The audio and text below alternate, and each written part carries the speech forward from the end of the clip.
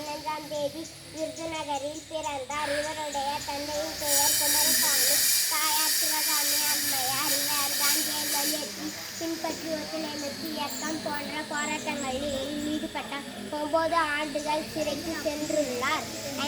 1954இல் தமிழக முதல்வராக பொறுப்பேற்றார்.